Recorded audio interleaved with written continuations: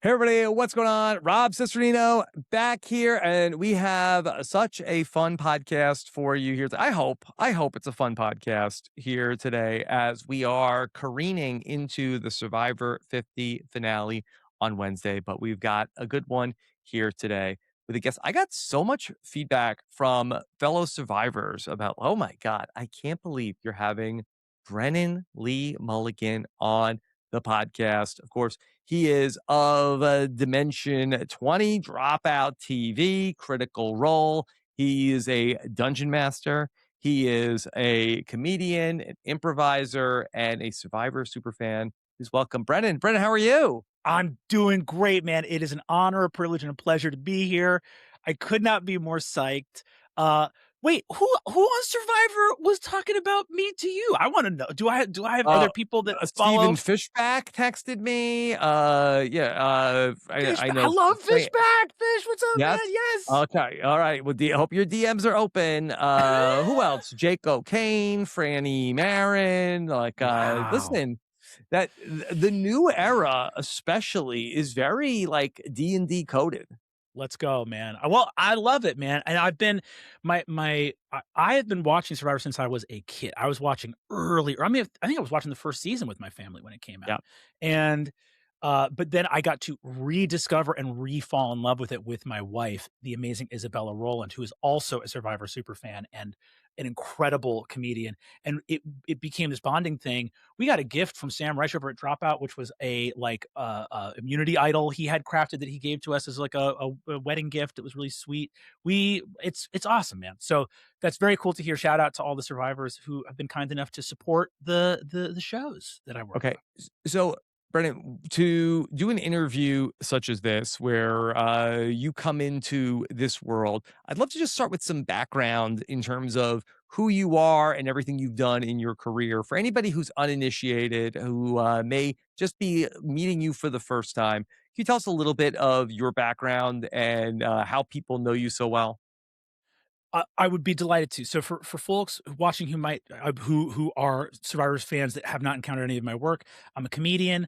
I work at Dropout.tv, which makes Game Changer and Make Some Noise and Dimension 20, very important people. I work at Critical Role, which is a D&D actual play show. I work at a podcast company called Worlds Beyond Number, which is also actual play, which is comedians, voice actors, storytellers doing storytelling narrative by playing tabletop role playing games like Dungeons and Dragons. And I got my start in kind of both worlds.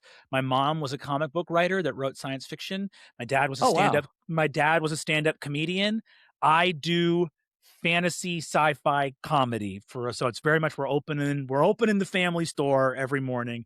And I got my start working at a summer camp called the Wayfinder Experience, which is now Wayfinder Adventures, um, which was a LARP camp. So I was the head writer for a live action role playing camp. And then I got started doing comedy. I went to school for screenwriting in New York, where I'm from, and I got my start comedically at the Upright Citizens Brigade Theater. So it's a Wow. lot of fantasy, a lot of comedy, all kind of blurring together. In all of your role playing, have you ever done any either online Survivor or in person Survivor games? I know you've played Survivor on Dropout TV, but have you ever played in any more traditional Survivor live action or online games? I have not I have not played in any, like, friend games or, like, groups of games like that. I have dreamed of do like, I definitely have been that person when Jeff is going like, "It's you, sign up, get off the couch," and I look and I'm like, "Maybe one day I could do it." But now, of course, I feel like I would show up if I ever got lucky enough to play Survivor, I would show up day 1 and people would be like, "Wait a minute, you're the D&D guy." And I'd go, "Yeah." And they'd go, "Get him out of here." And then I'd be off the island, immediately. Wow. Do you think Um, that D&D, that would be a very threatening, because Kane back yes. in Survivor 44, big D&D guy that people were not necessarily threatened by his Dungeons and Dragons background?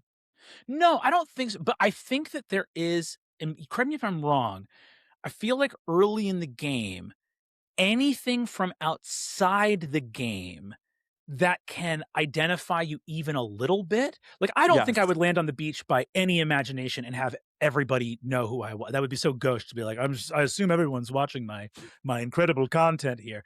But I think the odds of one person knowing, getting on the beach, one person knows, they go, Brennan Lee Mulligan. And then I go, hi. And people go, do you guys know each other? And he goes, no, he's from the internet. He's a dungeon master. Is enough to be a He's reason. loaded. He must be rich. He's on the internet. This guy performed at Madison Square Garden. Get him out of here. You know, that would be it, right? Like, yeah. So I think that's my secret fear. But I did play in a version of Survivor on Dropout, where we did a version of Game Changer that played an homage parody of Survivor. And if anyone wants to see a really poor imitation of the GOAT, the myth, the legend, Rick Devens, they can see my feeble attempt to mimic Rick Devens's game. Yes. And did Rick Devens not appear in this game also? He appeared on a different episode of Game Changer, which was filled with celebrity cameos, and Rick was kind enough to lend his time and come show up with us, and it was awesome. It was totally awesome. Yes. Okay. Well, I guess that brings us to the current day, where we just saw Rick Devens end up going out in this. Really, you said you were excited. This was your favorite episode of Survivor ever before we came on. You said you loved it. This was you were this was the episode you were waiting for. You said, Rob, you're the historian here. How many double tribal? Not like two tribals happening like back to back, but literally like they put 2 episodes in 1 episode. How many times has that happened before? You know, it does happen on occasion. And in this spot before the finale, it has happened. And I do believe that in Survivor Game Changers, I know that we've been talking about this a lot, not just because of Dropout Game Changer, but that they would do a lot of times like 6, 7, at the or 7, 8, that sometimes they do double up that episode. I don't think that's happened in the new era, but in the 30s, I think that would happen a bit. It caught me extraordinarily off guard, and there's no way for me to read it with the 2 people who went home other than there is no joy in Mudville. Like, you know, it really truly felt like, well, I don't know who your favorite was, but they're going home this episode. It truly, to me, felt like the Devens Cirie double feature was just like, we should combine these episodes, because if we have to do each its own episode, people will be pushed over the edge into a depression from a spiral from which there can be no escape. If my feelings about this episode are not clear, fucking heartbreak, man. Can we curse? Can I curse? I don't know. You can curse. I'll let you curse. Thank you. I appreciate that. I'll minimize the cursing. But yeah, I was I should make people should know where I stand. They're encountering me for the first time here. Should know where I stand. Rick Devens is my North Star. He's my hero. I love Rick with a burning passion that can ne'er be quenched. I think that he plays the game in a unique way, and I could expound and elaborate on what I liked about his game. Please do. And we'll continue to. Rick Devens is a gambler and a showman. He's a raconteur. He's a mischief maker. He is the closest human being to Bugs Bunny we have in real life. He is a live action Bugs Bunny. He's P.T. Barnum. He's Professor Harold Hill. And what's wild about someone like Rick Devens, because you watch him and it's like, it's fireworks. It's let's put on a show. Who's more human on that moment he had with Ozzy this season, where they connected, and his real genuineness, like. And also, it's so funny. The game is filled with players that talk about honor and integrity and talk about playing an honorable game. Did the man write down Emily's name when he knew she was a goner? Did he write down Christian's name when he knew that he was a goner? No, he did not. And that is it's so funny, because you can let his incredible charisma and charm and the fact that he is having a ball playing the game, you can let that distract you from the fact that he is one of the most archetypal heroes in terms of his loyalty, the integrity with which he plays the game. Like, his tricks are in the world of the game. They are not ruptured relationships. It's all his trick, like any heat that he got. It's so funny. People were like sloppy gameplay, and it's like the man cruised through 2 tribals on 1 fake idol. I hope we're all that sloppy. I hope we're all Yeah. that sloppy. The man's a legend, and he the Mr. Beast coin flip, the whole, like, this dude, and this is why I love him, right? I know I'm taking up so much time. Like, I have to get off my chest because I just watched the episode last night. He This dude is the patron saint of having your back against the wall. There are survivors who have won seasons where everything was lined up in their favor. And that's incredible. Yeah. Some people like to see what a poker player does with a royal flush. That's great. I love that. The cards hit. Now you have to play this right. Rick Devens does more with a 2-7 offsuit than most human beings could do with the royal flush. And that's why he's the greatest. He to me, it's, and I'll say, okay, I had this. I've been thinking about it. I've been really excited to come on your podcast. So I apologize for the barrage. I don't mean to overwhelm. And you're killing it. Hey, thank you, man. I appreciate it. Here's the deal. There have been like almost 800 Survivor players in history. 751. 751 Survivor players. Been 47 winners, right? I do not think I could name all those winners right now off the top of my head. I don't know that I maybe get halfway to 2/3 or something like that. The game has produced a very small number of legends. It's the space that Cirie Fields occupies, absolutely and deservedly so. People who have that, the way they play, like, you look at Rick Devens flip that coin, you look at him pull that hidden idol out, you look at his original run in Edge of Extinction, you look at Cirie Fields coming back from her challenge, and the whole island is agreed on what's going to happen, and she goes, I don't think that should happen, and something else happens. And you're telling me that that's a different category. These people, the fact that they have not won a season is immaterial to me. What they have done to the game, I think that moment with Rick and the stars was so beautiful because his star is in the cosmos. Cirie's star is in the cosmos. It is fixed. It is immutable. It is there forever. And the part of reality TV that is pure literature, that contributes actually to the beauty of our culture, right? You know, reality TVs sometimes had this, back in the day, had this feeling around it of like being tawdry. I remember seeing Rick's original run in Edge of Extinction. And this is my last anecdote, and then I'll stop talking. His moment in Edge of Extinction where he comes back, and as someone who was bullied really badly in school, he's playing D&D, you're kind of a dork and a nerd. I saw the tea leaves where I go, oh, Rick, it's nothing you've done. You just have a target on your back, right? The target that has lived perpetually on Rick Devens' back kind of defies explanation. Like, he's a charming, gregarious guy. Like, in other words, a lot of his antics come after this mysterious, unshakable target appears on his back. It's like he didn't do nothing. It just got there.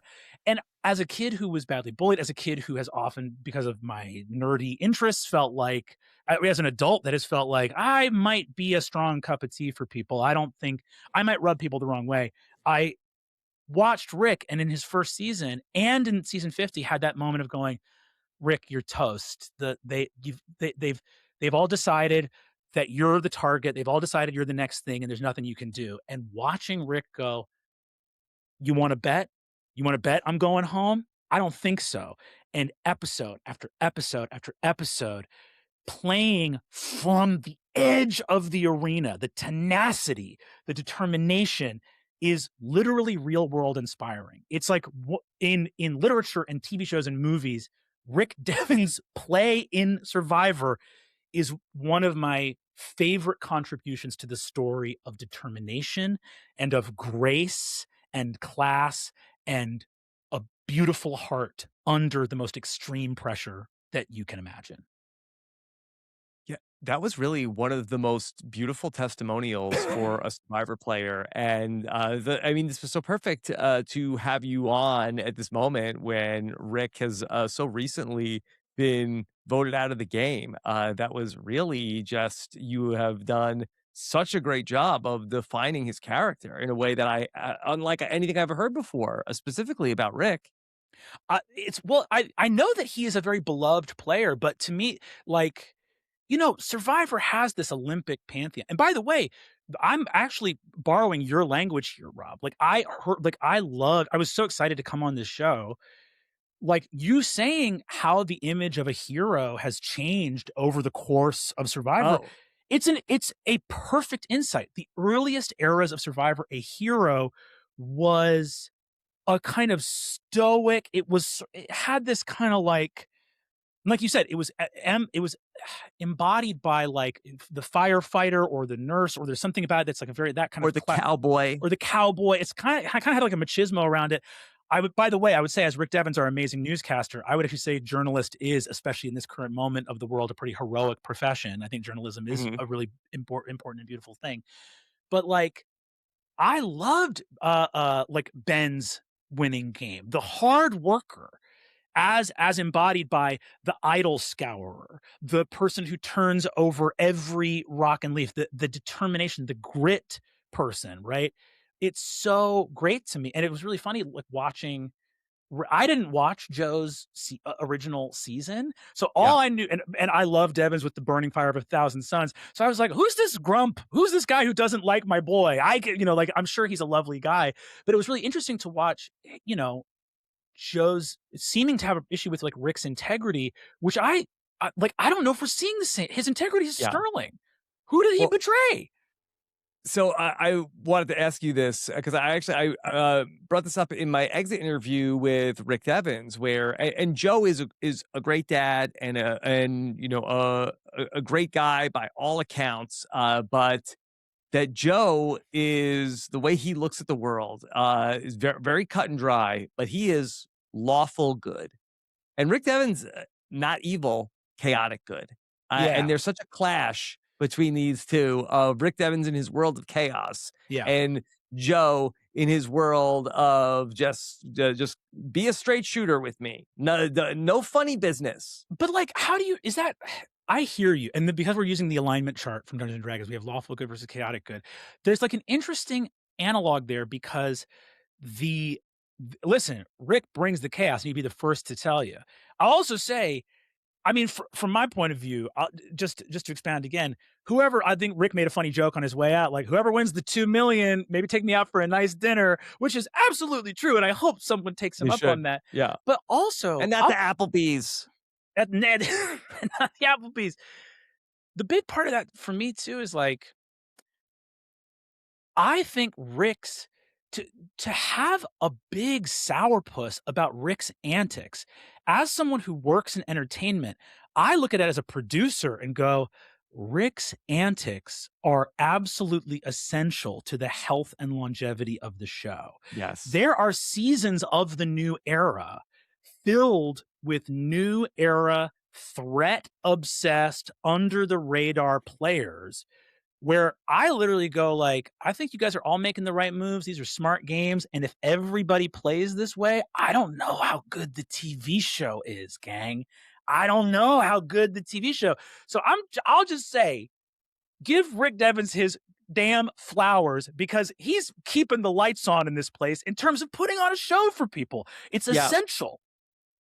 I've said the same thing myself in the last couple of days about Rick, where I really think that Rick is going to inspire a new style of Survivor gameplay from people who play in the 50s, where the Survivor players are so smart. They put so many super fans on the show. Everybody who plays has seen 42 seasons of the show at least to get on there, and everybody's playing the most optimal version of the game, and they're going to stay safe and keep their powder dry and wait to make the big move and take out the big target at exactly the right moment. And everybody's doing it the same way, except for Rick. Rick Except for sees Rick. the world a little bit differently, where it's like, but what if I did what was the most fun? And I Yeah. do think that the show is right to celebrate that, because I do think it is vital to keeping this being the type of programming that people want to watch. Yeah. I think that's exactly. I mean, it's an essential part. I mean, like, I truly there. I can think about recent seasons where you know big players get sent home. I feel like there've been seasons recently where it is like we get to the episode or two before the finale, and I think it might have been like Jesse going out or Carla going Sure. out, and their season, and I go like, oh, brother. I just, you have that sigh of like, yeah, man, I get it. They were, and again, you look at it too. Cirie, I want to give Cirie love as well.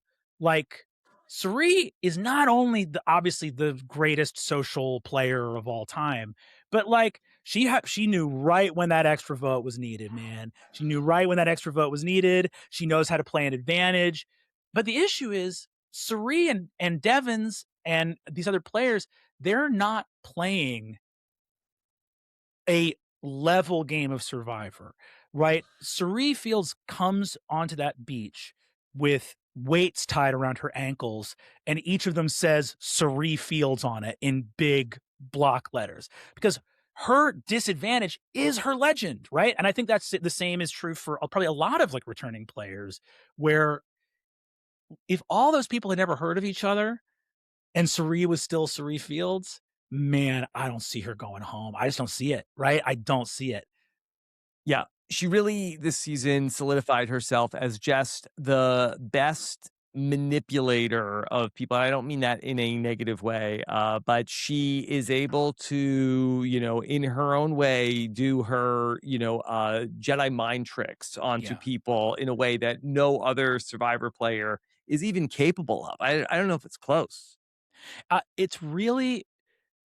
It's something to behold, right? And it's just one of those things where they go home, and I think that there's absolutely I understand the logic and how people go like, there's almost a mantra of like the winner of each season is the winner, and they were supposed to be the winner, and the winner is the like that's a philosophy you see a lot, but it's hard to not look at the season and the moves and go, nobody else could do what Cirie did. That moment when she comes home from that beach full of coconuts and goes, different target. And the whole beach goes, shoom. That moment where Rick goes and pulls the idol up. And I don't like this rewriting history. Everyone's like, I knew it was fake. Oh yeah? Did you? Did you want to vote like you thought it was fake? No. I don't buy this rewriting history stuff. I don't buy it one bit. Okay. I think I think that like those moves are singular, and you can't art like that's impossible to argue. Um, there was this, like you said, it feels like we're in an era of extremely optimized play. So optimized. It's why actually the huge elbows from production and all the twists, I love it. And I say bring it on because it feels like without twists, the dominant meta, people's mindset in the game is so squeaky clean and no rough edges that it would be even more of like a bummer to watch the season. It's like, I see Jeff throwing elbows in to be like, I need there to be so many boulder traps flying around this thing that we get less of this optimal play style. And the the thing about the optimized play style and the constant thinking about threats, I think that you're talking about a new play style based on Devens and coming back. And I think that would be great. And I think there's actually a different voice in the lore of Survivor that we need to heed. There's a master from the past that we're not heeding, and it's my favorite winner Who's that? of all time, which is Jeremy Collins. I loved Jeremy's winning game, and I think that this obsession with targets has erased the fact that every target is a shield. And we've forgotten because Jeremy's whole game was shields. His whole thing was setting up shields and the importance of shields, right? I think if you were running season 50 in a computer, spitting out different results, like in some of them, like Cirie wins, Rick wins, but I think overwhelmingly, if you run it a million times, every time Rick goes out, Cirie goes out the next episode. I think that I think it's so funny on season 50 to talk about threats Like, you're not all legends. Like, Aubrey's been to the finale how many times? Like, this idea of being like, there's threats in this game. And you're like, you better hope there's threats in this game. You're terrifying. Like, these are your shields. The minute Devens goes home, Cirie's cloaking device Yep. dies. Yeah. I think it's really twofold. It was a double whammy for Cirie. I think that really Ozzy was the ultimate shield. And I think that she had that right. I think that Ozzy was the right person who wanted to take it to the end. She had the perfect person as a wingman to take with her. And she was going to drag Ozzy with her as far as she could. And then Ozzy gets separated from Cirie and then ultimately ends up hoisted by his own petard of trying to give his jury pitch to Aubrey. But then I was with you 100% on the last thing Cirie can do is get rid of Rick Devens. And then I couldn't believe when she was pushing for Rick Devens, but I asked her about this. I Okay, said, cool. Didn't you need Rick in front of you?" And before I even finished the question, she was shaking her head. She said that Rick was trying to get her. He had voted for her on the Emily Yeah. vote. And she said that Rick was, I think that was what he was trying to do to stay, Yeah. was like, "Hey, what are we doing? We got to get out Cirie." But I do wish that she would have grabbed him by the collars and, "You listen to me, Rick Devens. You want to stick around for another day? Pick Yeah. another name. Well, We that's need each other." and hey, I'm an internet dungeon master. What the hell? I never been on that beach. I don't know nothing about nothing. What do I know? I don't know anything. But what I feel like is Rick throwing Cirie's name out. What other move does that guy have at Yeah. that point with Jonathan on him?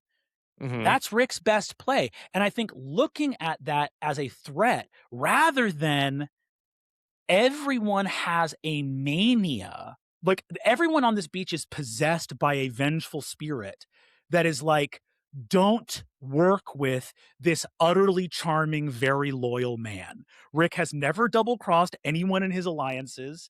And like, I I think approaching Rick, even late in the game, after he's written your name down, like Rick told Rizo at tribal council, another legendary Rick Devens move, the blowing up that tribal and turning it live by just saying the truth. It was so funny to watch everybody on the old school honor and integrity alliance, who, by the way, can't stop writing each other's names down, and the which is, that's how I feel, at least, is like that Rick comes into that.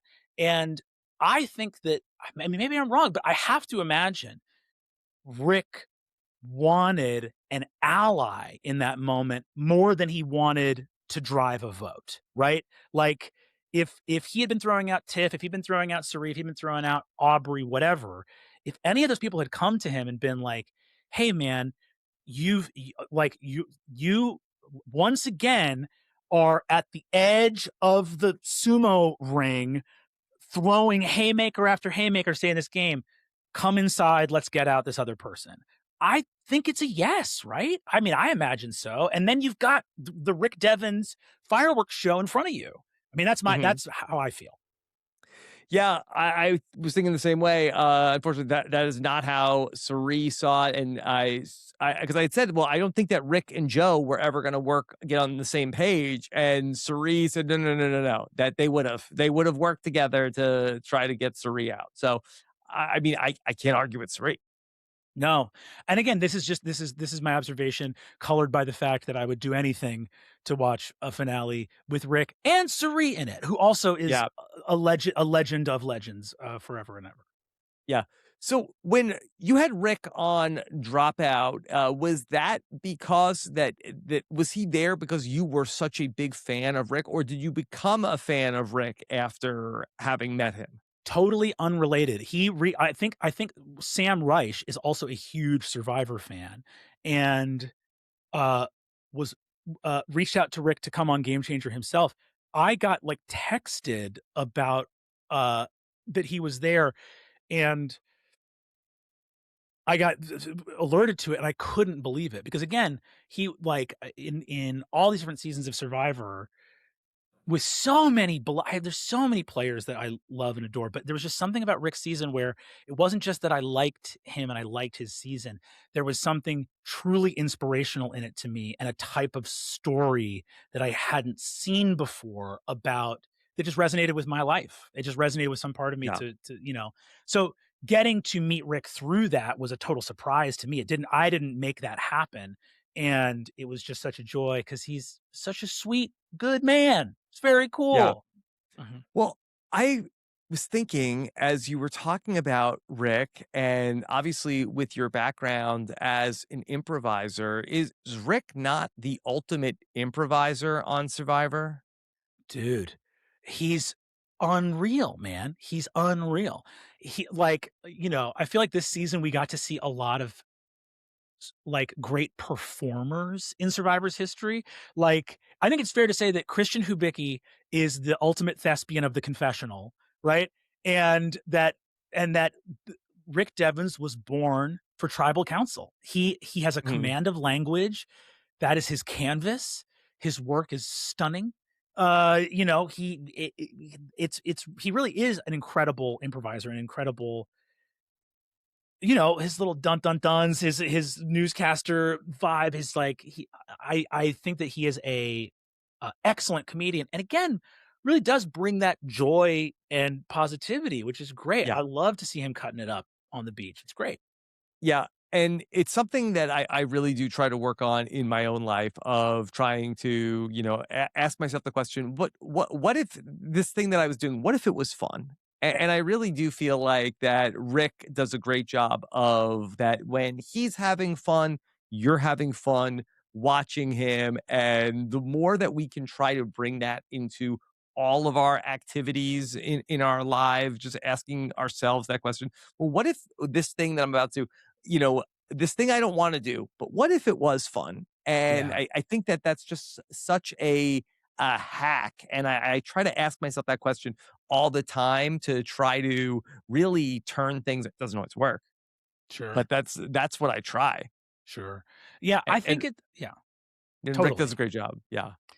It's a real North Star. It's very inspirational, and it's very I don't know, I think it's so touching. It's really wild. I will say, this last episode uh, felt like falling down a staircase with someone chasing you down the staircase, kicking you while you fall down the staircase. To me, that's what it felt like to me. That being said, how telling in terms of their character that Cirie and Devens leaving the game were all gratitude, all gratitude, all joy. I don't think I've ever seen more graceful, wholehearted, like complete exits from hmm tribal council. So the fact that has Jeff ever let anyone else say the tribe has spoken before? So I believe that he let Suri do it. Maybe this is their thing in Yeah, Game Changers. I believe it was the same thing that he said to Suri. Do you want to say it? yeah. I love that. I think that's beautiful. And I think it was very like, uh, yeah, it's just such a that's the grace of that is truly inspirational. hmm It was Devon's speech about the stars, and it was very funny too because Devon's whole philosophy, right, is like I'm not out, and you could see that speech about the stars and how moved and emotional he was because he hadn't found the idol, and maybe there wasn't an idol. I don't know what the situation was. Maybe Jonathan crushed it and stepped on it. We don't know. Anything could have happened.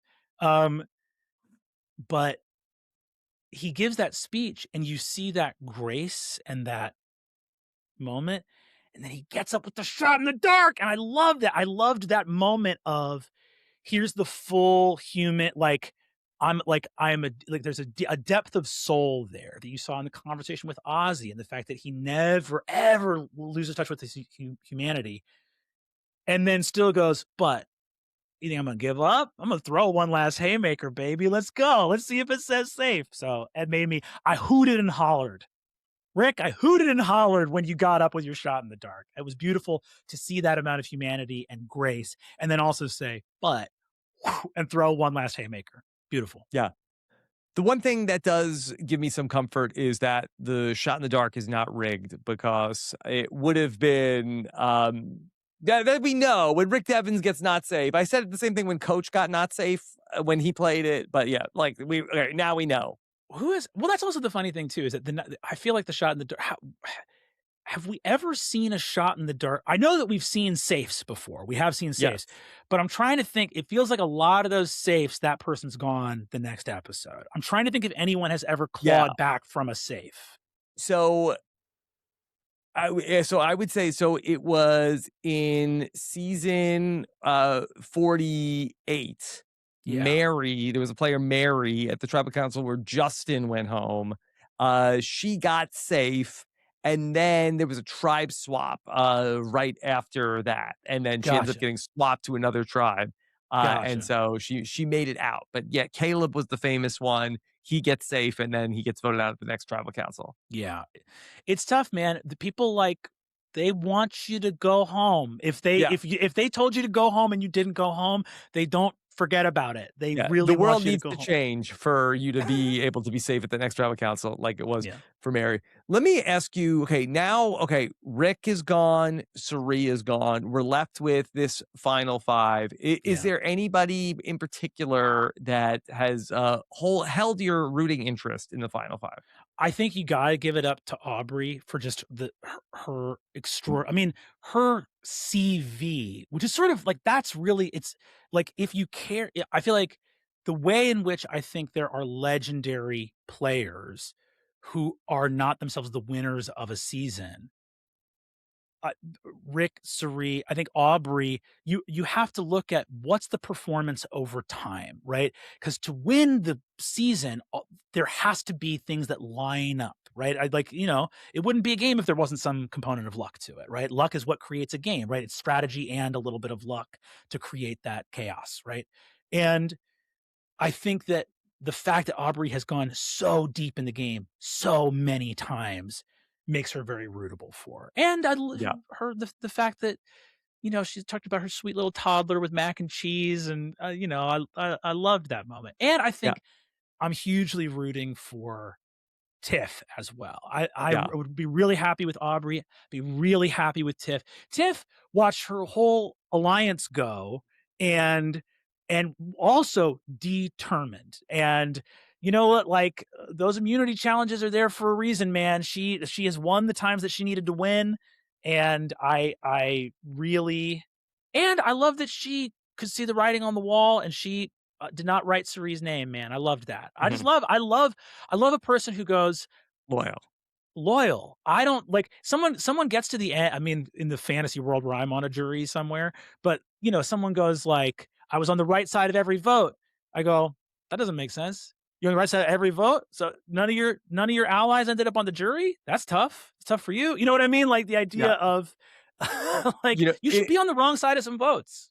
it's funny that we're recording this on Thursday. So I just talked to Rick Devens this morning, and he said the same exact thing. Yeah. He said that he thinks the most overrated thing on Survivor is people who say, "Well, I have a unanimous record for voting. I voted for the right person every single time." And he's like, "As a juror, like, what? I don't care. So you didn't vote. You didn't have any friends that you kept in the Yeah. game." Well, that's the thing too, is there's a certain amount of, like, you can get on the right side of every vote by being a number, Hmm. right? Like, you can get on the right side of every vote by just going where the winds blow. I don't like that. You know what I'm saying? Like, that's But actually, I optimized my voting record. yeah, it's like, so what? What do you like? I even thought it was very funny. There's been some elements in the edit. And again, I don't want to, everyone playing is doing something so goddamn hard, and respect to everybody who's doing it. But there's interesting things in the edit, like that whole reward of the power broker that Jonathan got. I thought it was very interesting because he was like, I'm running up and down this beach. But like, looking at the two votes, that vote where Emily went home was being driven by Cirie and Devens and Emily. Like, that was Emily was Yeah. doing the driving there.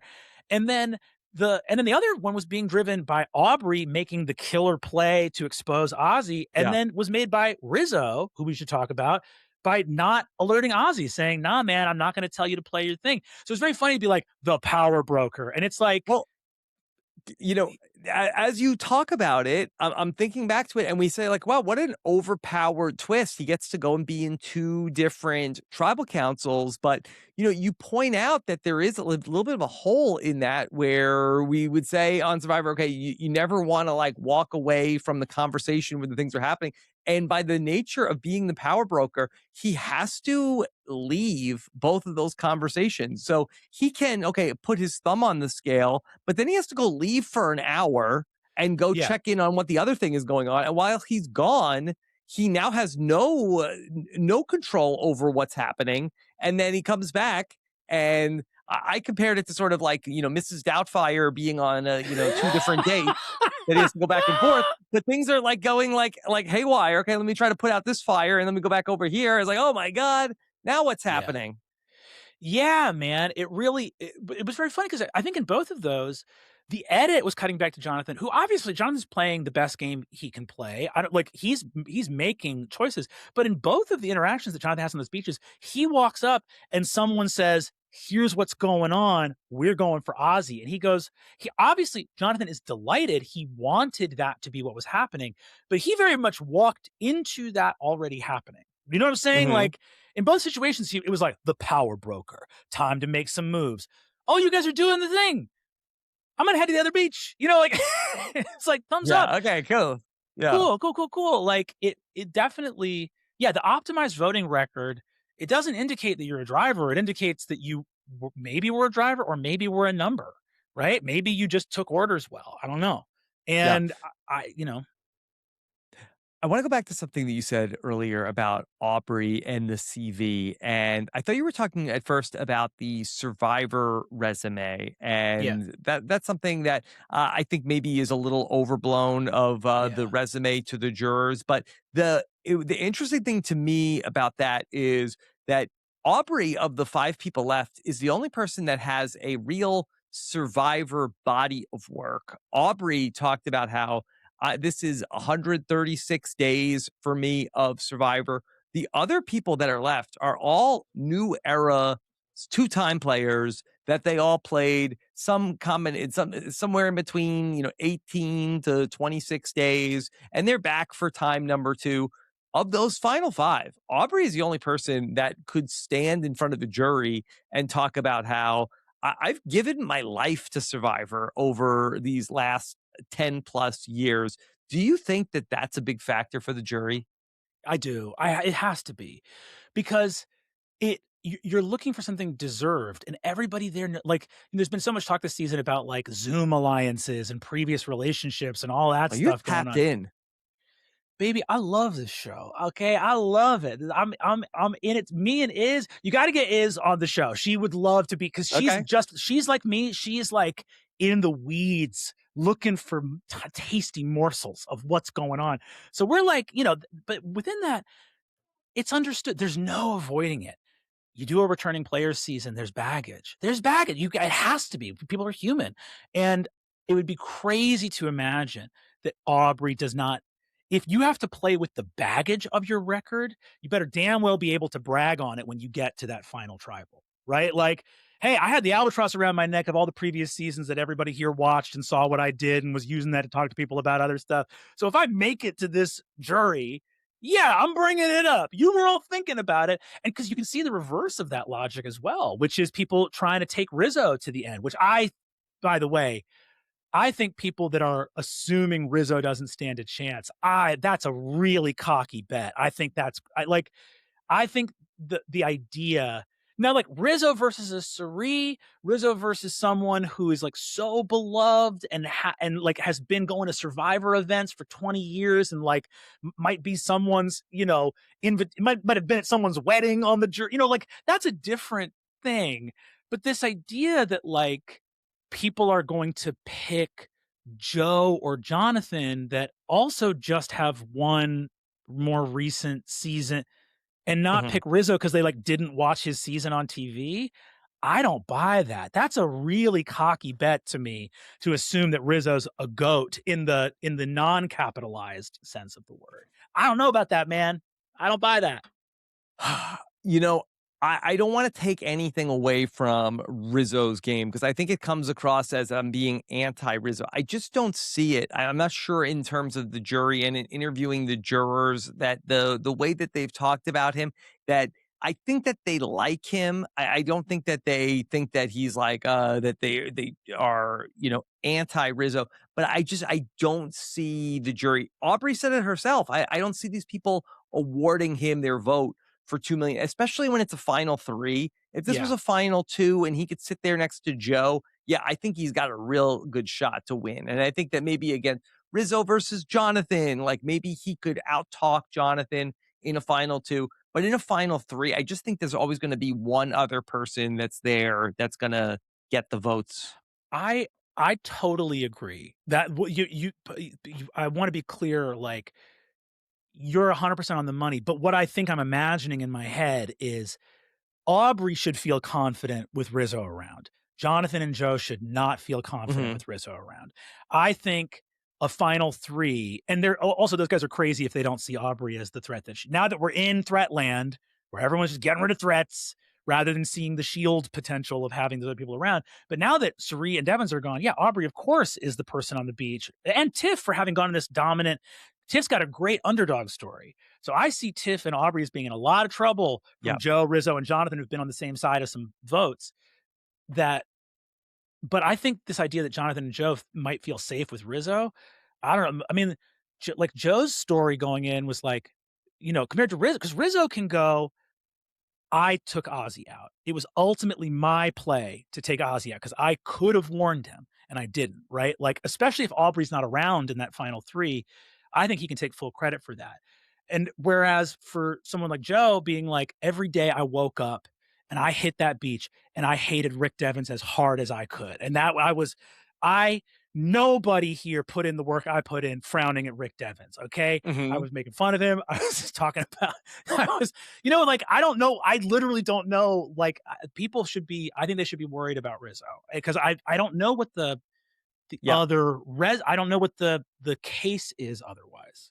Yeah, and Rizzo, the thing about him, I think that he could really talk a good game in the final 3. This is a guy who played in like a million like online survivor games and is just like really is born to do this stuff. He is not a survivalist. He is not somebody who I think has really endeared himself to some of the old school players who really value his being a hard worker around camp. He doesn't play the game that way. I think that he's set up really well for the 3rd time he plays Survivor. I just don't see it as much in this group. I fully defer to your knowledge, wisdom, and judgment here. I think that I, I appreciate. Look, I'm wrong all the time. I just I'd be surprised. I don't see it. it's very. I think that it's the maybe what's rubbed me the wrong way about it is the certainty. It's, you know what I mean. Yeah. Like, I feel like I've been surprised at jury selections a lot. And like, Hmm. and also individual jurors, like what they Yeah. care about or don't care about. I, Like, I would say I think that Rizzo's winning path is Jonathan and Joe. He's gonna like, okay, it's gonna be we're gonna bro down, and I think then Joe, I think, could be the 0 vote finalist there. And then I think it's between Rizzo and Jonathan. And I think that Jonathan is going to have obviously Coach and Chrissy and Stephanie. And but also Joe's there now. Joe's stealing votes from Jonathan. And so, they does Cirie and D and Christian and Rick, do they vote for Rizzo? yeah, but well, here's my thing with that, right? Am I misremembering?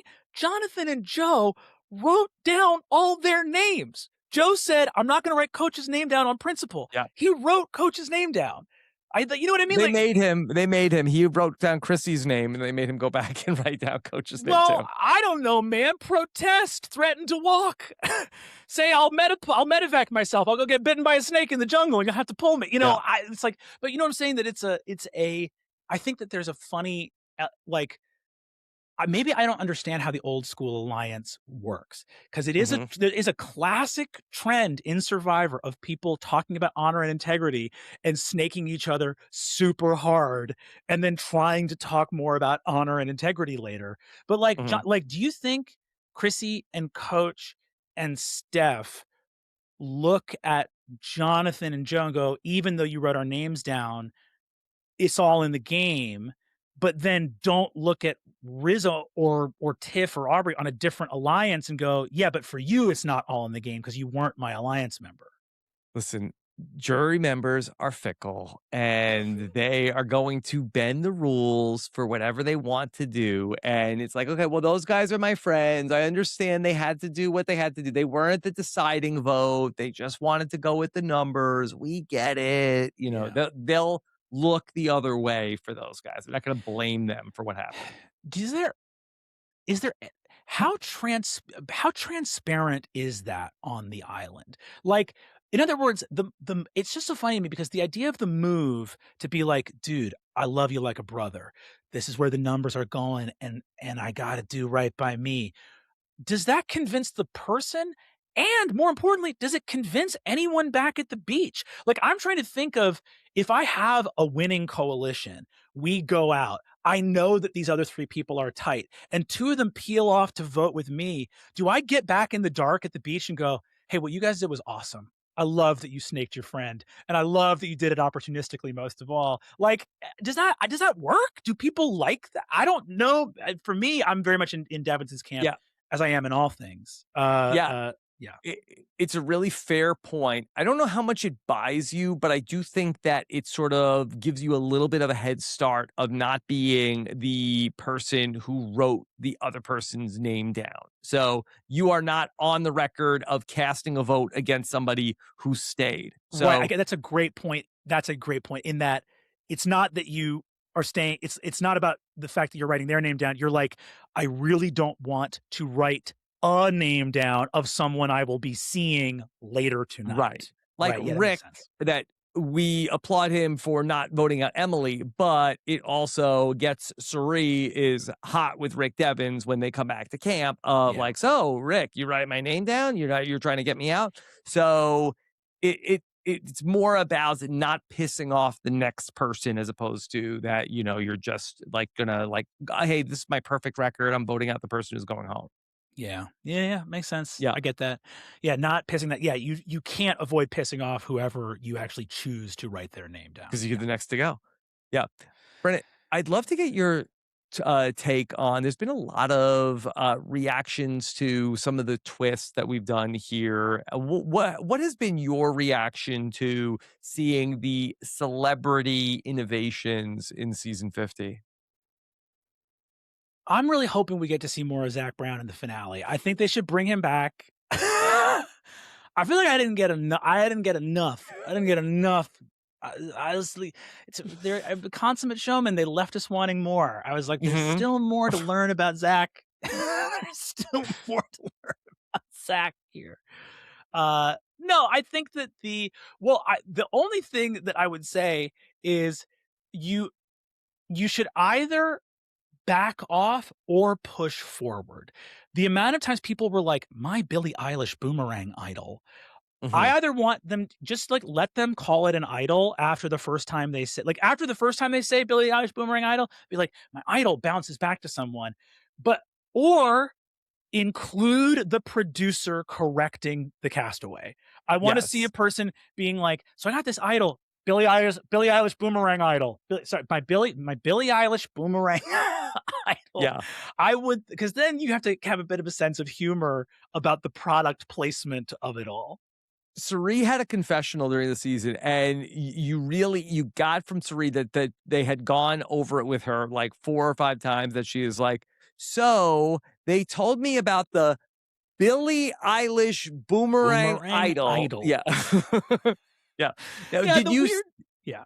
did you see when Billie Eilish, talked about the Billie Eilish boomerang idol with Amy Poehler? Did you see that clip? I did. What was that? Was Billy trying to be like, "You gotta chill"? I forget what the content. I didn't see the full clip, but I saw her talking to Amy Poehler. Yeah.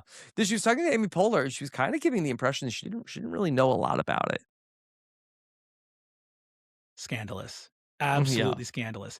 I'll tell you what, man, I would've if it was the dropout.tv boomerang Yeah. idol, we would you'd find us on Amy Poehler's podcast really singing its praises, so Really that's singing its all I can praises. say. Yeah, so what would the Brennan Lee Mulligan idol do? Well, God, what did we see? We saw Zach Brown, we saw the Billie Eilish, we saw the Jimmy Fallon. Yes. Ooh, boy, poor Christian. And then the Mr. Jimmy Beast, Fallon won in the urn advantage the one in the urn advantage, or yes, or disadvantage. disadvantage depending. What would my advantage be? It's really interesting. Of the ones this season that I've really enjoyed, I think as a dungeon master, right? I love to give players agency, right? So I think things that just happen or occur to players are always a little bit less fun than me. I love the elements of Beware Advantage where you take a risk and there's either a tremendous sort of reward or not. So I actually think that the coin flip really worked because I think that a lot of people were like, agreed that it would have been catastrophic if it had come up tails. Oh, Like, for oh, sure. oh, for sure. However, I do think Rick would have handled it like a pro. I think if Rick went out on a Yeah. coin toss, he would have laughed and he would have been like, tried to get you guys some cash. Happy trails, and would have headed Yeah. off with his Oh, delightful southern drawl. he would have been fine. The Yeah. problem would have been that we just had, like, one of the best tribal councils of the entire season, and then we would have been like, "Well, everybody go home. That's it. Everybody, Good night, everybody." good Yeah. night.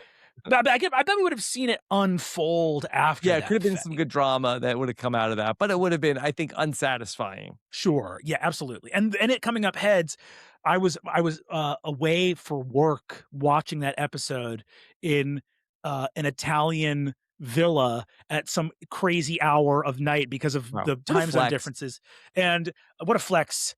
Yeah, hey, I have to travel for work sometimes. And that coin flip hit and I leapt out of my bed and I think awakened some of my fellow hotel guests and I do apologize for that. I was amped to a level I can't. When Rick, you could see it in his eyes right away. He's like, "I'm born. I was born for this. I was born for this." How many players in the history of the show would have flipped that coin? You know what I mean? Like, I guess Aubrey Mhm. thought about it, but to watch him be like, and I think, like, yeah, he thought he was at risk. Rick could have been captaining a full alliance with a totally secure place in the game, and I believe he would have gotten up to flip that coin. I really do. I Yeah. think that's who he is, man.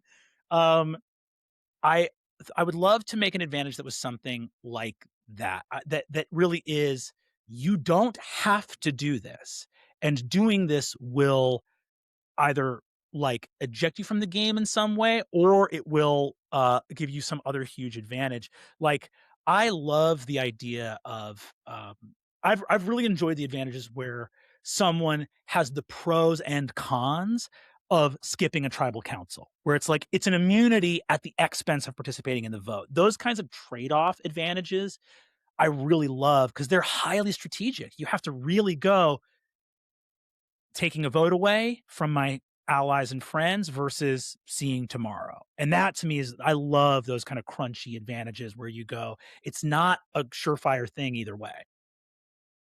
But as someone who is a dungeon master and, very familiar with the dragons, are you a fan of Coach? I Here's the thing, man. Me and Coach have some things in common. I believe that we both own several swords. And that's I'm pretty sure.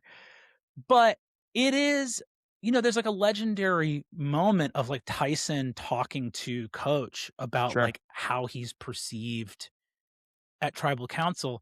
And I think that there is in terms of the dragon slayer of it all, I think there's something in Coach going back to these like ancient wisdoms from like Marcus Aurelius or Lao Tzu or other things like that. I'm a philosophy major. Like I love these individuals and I can see it and admire how much Coach loves them, which is why it's so deeply frustrating when it's like Marcus Aurelius, the Stoic, let our emotions not conquer us. Who told the plan? And you go like, it's there's a line in It's Always Sunny in Philadelphia where Mac is talking to Charlie, and I don't know if you watch the show, but Mhm. it's Mac's talking to Charlie, and Mac goes, I'm gonna roundhouse kick this mirror off this car. And he goes to round kick and he can't at all. He like can't get up there to do it at all. And then Charlie goes, if you like karate so much, take one class. You gotta take a class. If you like you talking about karate all the time, you cannot kick this mirror off this thing.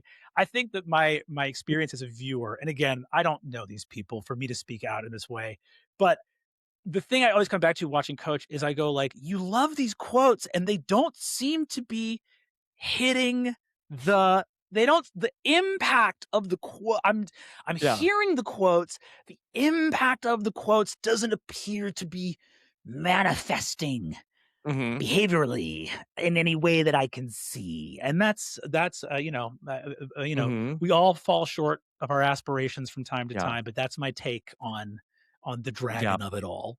Yeah. There's a Seinfeld episode where Jerry's trying to rent a car and they tell him that they have the reservation, but they don't have the car. And he said, anybody could just take the reservations. It's you gotta hold the reservation is really that's the Hold key part. Yeah. hold the reservation. Yeah, totally. That's my take on that. Anybody could just take them.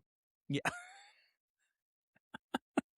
Yeah, 100%. I would love, as someone who tries to draw a lot of wisdom from stories of slaying dragons, it's a bummer when someone's really into the stories and not the wisdom contained in the stories. It's sort as someone who Mm. writes stories about dragons and tells stories about dragons, I'm always really hoping that the underlying message is communicated. All it would be a true bummer to be like, and that is the tale of conquering the dragon of insecurity in ourselves. And for someone to go, got it, kill any dragons, thanks, boss. And I go, no, the metaphor, we've lost it. The deeper Yeah. wisdom, it's gone. Coach seemed to have so much goodwill from the contestants coming back and starting this season, where when you listen to any of the preseason interviews, people are like, oh my God, I'm so excited. Coach is here. We're going to play with him. And it seemed like that people love the idea of him being sort of like this sage, wise master coming along with them on this journey. But then in practice, they didn't love the experience so much. Based off of the show, I'm sure that individually they all had a great time. It's a real, there's a uh, being in tight quarters with people requires a lot of humility and a lot of self-awareness. And that's when you're not starving and unshowered, right? Mhm. Like any close quarters with people requires a lot of humility, a lot of self-awareness, and really putting serious thought into other people's experience of you as a person. And I think that that quality is not possessed by everybody in equal share, and Survivor as a microcosm of the country and the world shows that there are Yeah. very different levels, and that self-awareness is a really useful skill to have in a highly social game. Brennan, would you ever consider applying for Survivor? If they do one where if they move from Fiji to the north coast of Ireland, yes. If it's a Oh, boggy, misty, I can't be in the sun. yeah, I'm an Irish fella with fair skin, sure. and I know they got the SPF out there, but I get toasty, and Mhm. so I don't. Yeah. Well, how about the traders? Is that something that would be interesting to you? I You know what? It's really funny. Potentially, but can I ask I watched a very early season of The Traitors, and I was left. It might have changed in intervening seasons, and I know that you've done it, and a bunch of my friends have. Bob the drag queen, who's an amazing, incredible Oh, performer. Bob has been a player on Dimension 20. Bob is one of the greatest performers of all time, and I thought did a tremendous job there. And but I haven't watched it in a minute. When I watched the earlier season, I've sort of felt like there wasn't I don't know how much game there was there. Where I wanted to be like, how do you like discover stuff and the challenges? It made it feel very much like, oh, this is very like the voting felt to me in a frightening way like a popularity contest. It felt very Mhm. like, No, oh, you're it's right. like it's That's truly pretty much what it is. Yeah, yeah, maybe one person has like some like social deduction of this person did this, but usually they're wrong. It's like, so I saw this person took 2 eggs at breakfast and only a traitor would take 2 eggs. And it's yeah, like, all that's right, okay, that's it.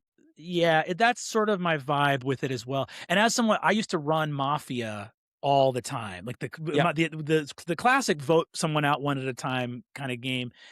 And the fun parts of those games, those like elimination games, is when the game interfaces with the voting, where there are mechanics that lets you know things about people or see when someone's coming or have that secret Mhm. role or certain abilities. And I mean, in Survivor, it really comes down to like alliance building and the immunity, like the idols, the immunity challenges, right? It's not that there's not secret murderers in Survivor, but there are still every single mechanic, every game element ties back to tribal council and the vote.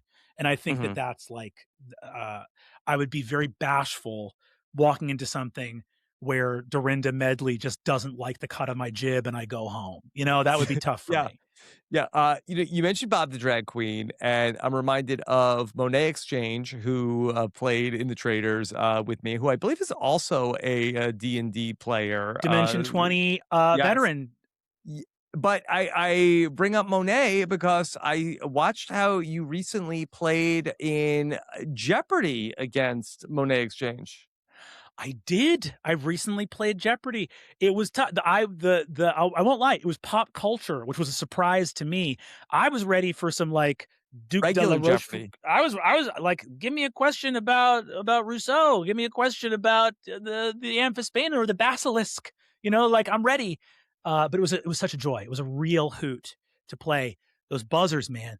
If you ever go and do it, I'm telling you, I don't know. Have you done it? Maybe you have done it. No, I have not played Jeopardy. I would love to, but I have not. You'd be great at it. And it's that buzzer, dude. They tell you to buzz when the lights go on. Malarkey, Yeah. malarkey. Buzz as soon as he's done talking. Yes. Okay. How did your Jeopardy match go? I won. I got Oh, a congratulations. thank you very much plaque, Jeopardy plaque up there on the upper shelf, very small. Yes. But yes, we have it was a hoot, man. It was really fun. And I don't know if you know this about me, but my entire career only happens because I won some money. I won a bunch of money on Who Wants to Be a Millionaire. Um, So I have to say that in trying to brush up for this interview, I think I saw something about Who Wants to Be a Millionaire. I did not go down that rabbit hole, but tell me about that. when I was a young, struggling comedian, I went on Who Wants to Be a Millionaire. I won $50,000, utterly and completely life changing beyond Yes. beyond measure. So what year was this? 2015. Okay, so post Regis, who was the host? Meredith Chris Vieira? Harrison. Chris Oh, I Chris didn't even know that that was in on his CV. Yes, Chris Harrison was the host. He really kept hitting that I was single. Like, you know how they in those game shows they take one part of like what's going Sure. on with your life?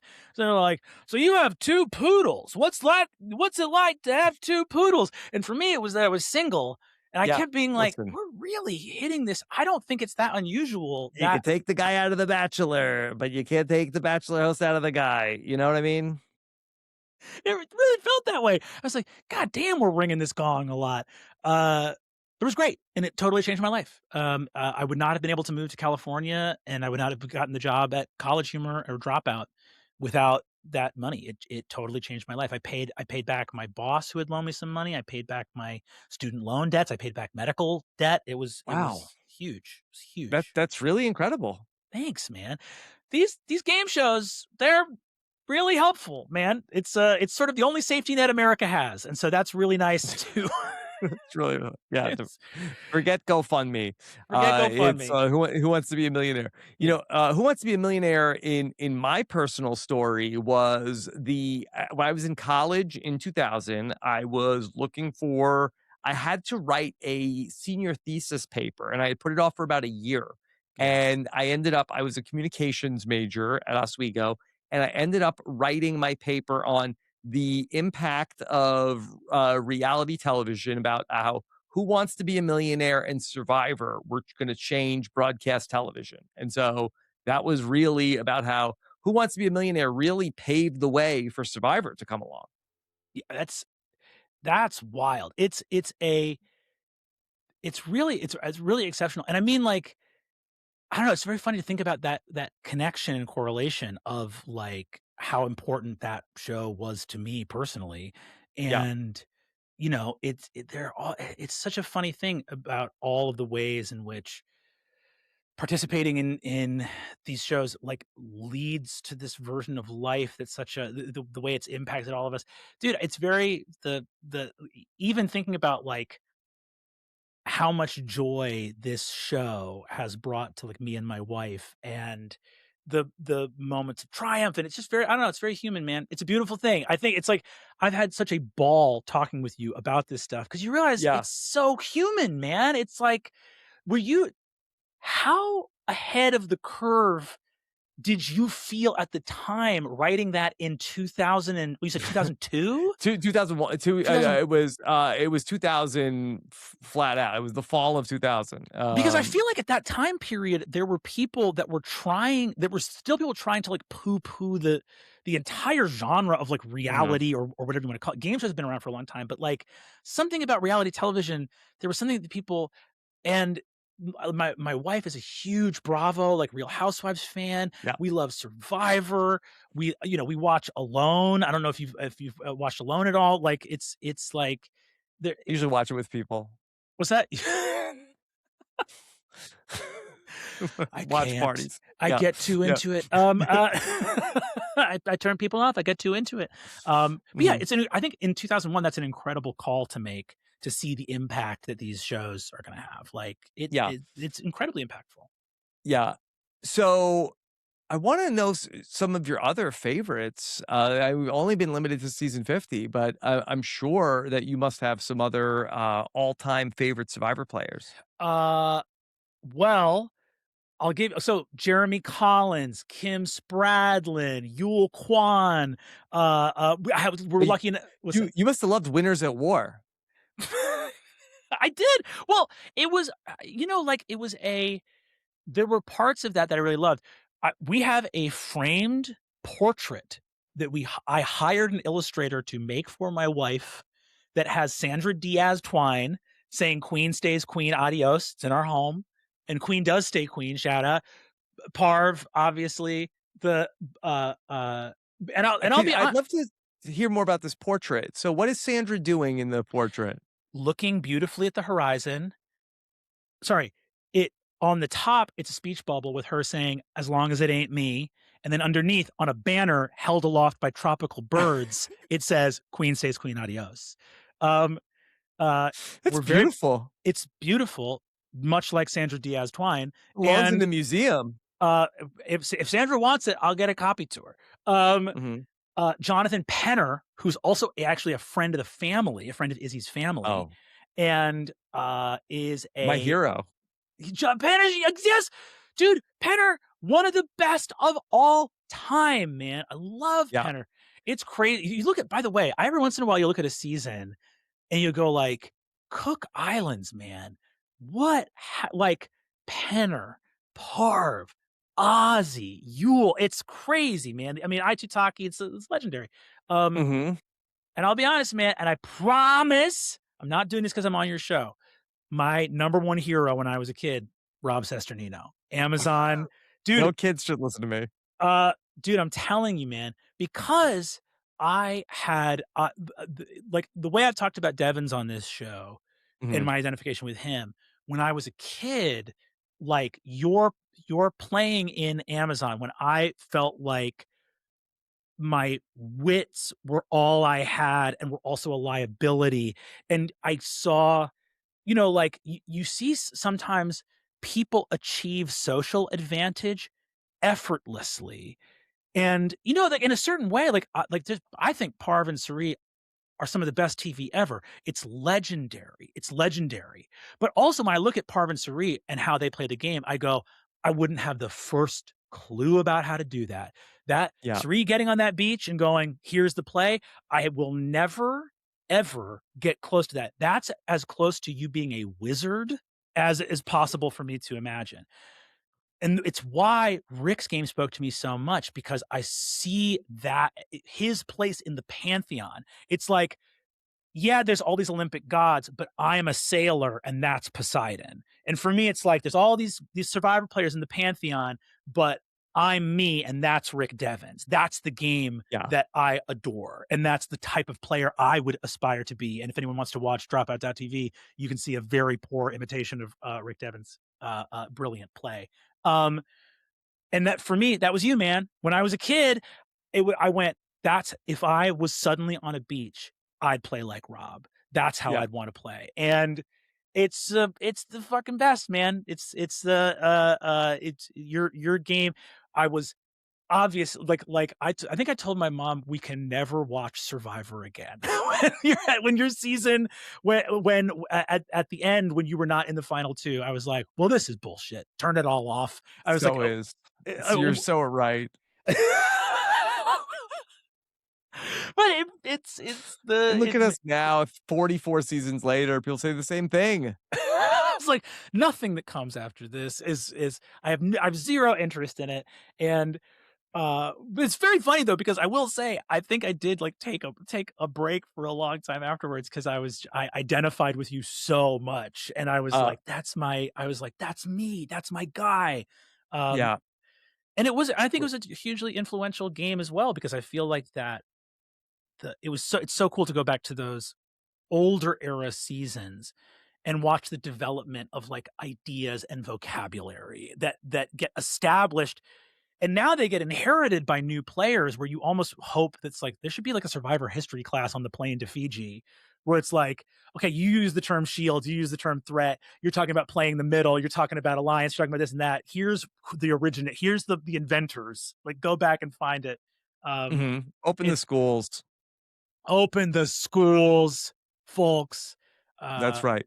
Yeah. I could go on, but there's a ton of there are so many legendary players who I really, really love. Well, I really do appreciate all of the kind words, and my personal history is one of not having a lot of friends as somebody growing up through most of my life. So I really, when I got to Survivor and was doing okay socially, nobody was having more fun than me. I love that, man. And you could tell that's what it was like. There was a when you were playing in Amazon, there was a glee about the game itself. And there Yeah. are some players, even some very notable players, where as the game is happening around them, they look like pissed off. They're like, "What the hell are people playing Survivor out here?" And that was Mhm. never you, man. Like, whether the move happened or it didn't, or whether someone who we didn't want to get immunity got it or didn't get it or whatever else, it was like the love of the game was fucking pure, man. It was always right there, and that's it's great storytelling, man. It's great TV. The part of this which is showing humanity to other humans for their appreciation and enrichment and enjoyment. I think that's a huge part of it. And I do see the Yeah. connective tissue between you and Rick in that regard. Yeah, I never thought of it that way, but it's so cool to have you frame all of this, and it's been such a joy to hear you talk about Survivor. Dude, it's this conversation is happening 24/7 in my house. Me and Iz are comparing notes. We're going back and forth. Again, Isabella Rowland, you should have her on. She's so delightful and Let's amazing. do it. I love it. I love it. And she, we just love this so much. And maybe one day when my career torpedoes and hits the mountainside, I'll spend a few years getting a little bit less notorious in nerd circles, and I'll finally send in my application. I'll head out to the beach. Maybe that'll happen. Okay. Okay, keep your fingers crossed. Fingers crossed. Fingers crossed. Or Jeff, Yeah, do an all nerd celebrity season and the yeah. playing field's even. Um, Monet'll play.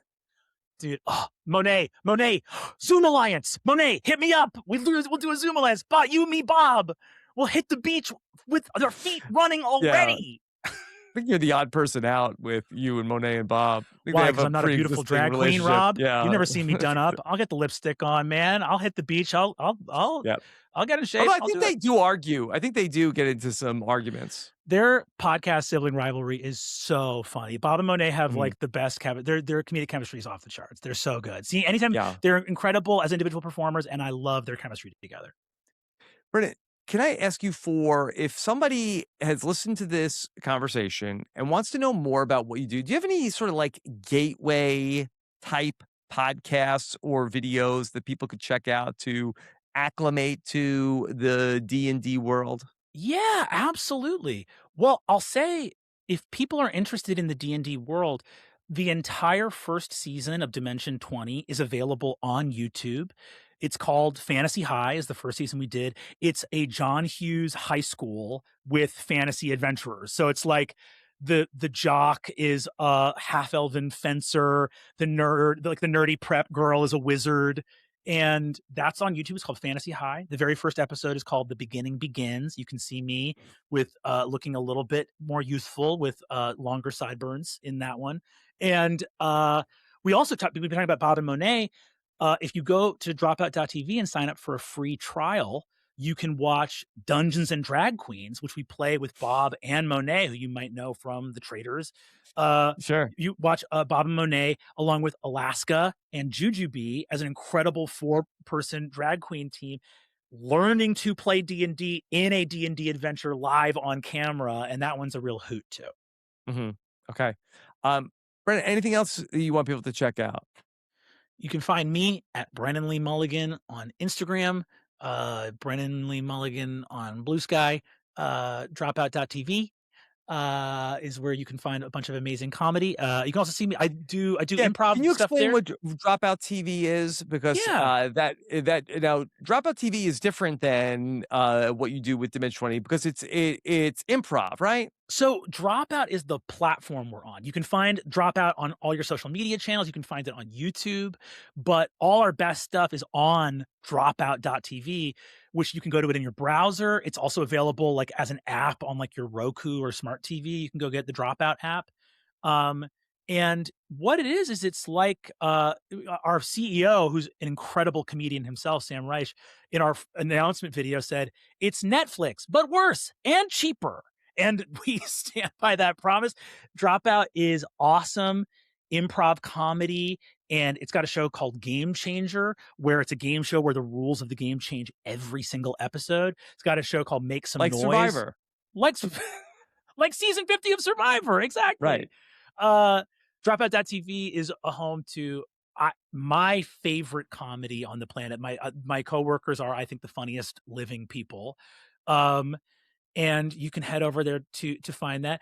There's a free trial. I really recommend it. I stand by all our work. We do amazing improv. It also has very important people hosted by Vic Michaelis. That's incredible, which is incredible makeup artists put comedians in insane makeup and roll you into a chair. You look at yourself in a mirror and you start improvising, not knowing what you looked like. And you just have to make a Mhm. character and go. It's so fun. Everything we do there is such a blast and a joy. You can find that there.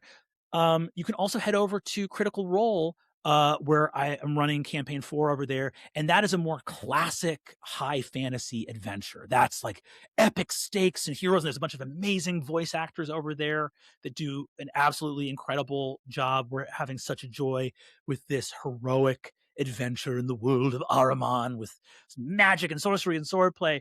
And you can also check out, if you're more of a podcast person, we do a podcast called Worlds Beyond Number, which is also incredible sci-fi and fantasy adventure storytelling in audio format, which I do with Abria Iyengar, Lou Wilson, and Erica Ishii. Yeah. All right. Well, congratulations on everything you're doing and really appreciate you making time to talk about this season 50 ride with us as we get ready for the finale. Real quick, who's your winner prediction? Who's crowned the winner of Survivor 50? Um, Tiff. I think it's gonna be Tiff. Tiffany. I think it's gonna be Okay, that was Tiffany. my winner pick going into the season. Oh, nobody will be more excited than me. That was your pick going into the season, was Tiff? The only downside of Tiffany winning is that that was my winner pick, but also my wife's winner pick. So I Oh, won't even get credits. I'll gotcha. be like finally, I picked the first winner since Denise Stapley. But my wife would be like, but I also picked her. I think Tiff has a chance to get immunity, has the best chance. She's gotten the most immunities this season, I believe. And I think that Aubrey's going to scan as a bigger threat, or should. Aubrey should scan as a bigger threat. And I think the likelihood of Aubrey going out at 5 or 4 is quite high. Okay. All right. We'll see what happens. We'll have interviews from the red carpet for the Survivor 50 finale and a full recap here on RHAP. Thank you for joining us. Take care. Have a good one. Bye. Bye. This is RHAP. We know reality TV.